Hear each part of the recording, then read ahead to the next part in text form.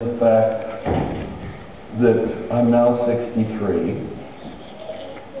The positive emotion is I get to retire in 3 years. No. That's, yeah, anyway.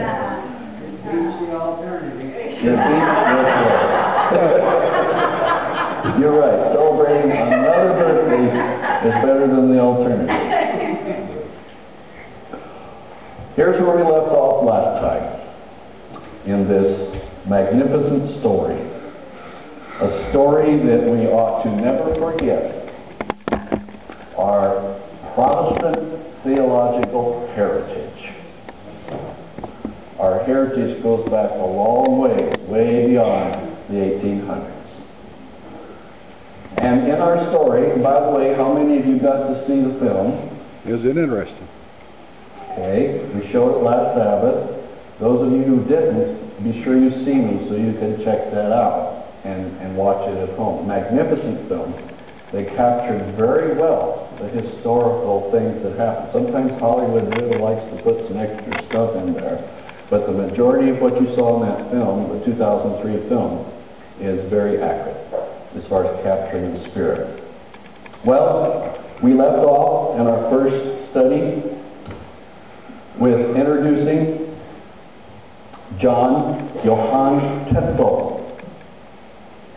And Johann Tetzel, who was commissioned by the church to go to the provinces and raise money to rebuild the Basilica, St. Peter's Basilica, which actually started being rebuilt in the 1500s. By Luther's day, the construction was continuing. By the way, it took them 120 years to rebuild the Basilica. 120 years. But this is what angered Luther. And when he heard this comment from Johann Tetzel, that as soon as a coin in the coffer rings, the soul from purgatory springs.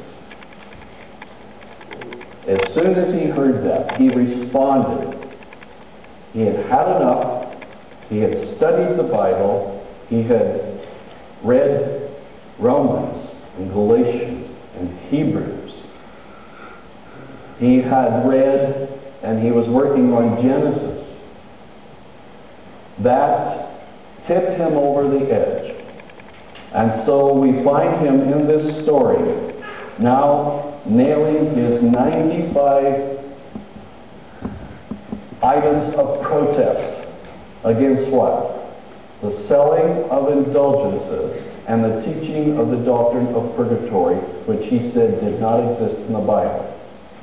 By the way, check your Bibles, it doesn't.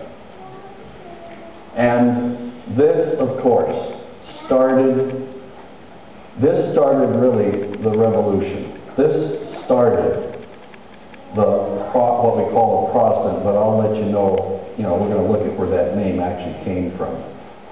And so in his 95 complaints against indulgences, October 31st, 1517, he nailed these to the door of the castle, often called the castle or the palace church in Wittenberg, a common place to put notices. His intent was that he wanted to have a discussion. And the discussion he wanted to have was with other people who also understood Latin, because he wrote them in Latin. And that was his intent, to have a discussion. What happened was never Luther's intent. Luther was a good Catholic. He was probably the best Catholic that existed in the entire Holy Roman Empire at that time. Luther's problem was that he was too good of a Catholic.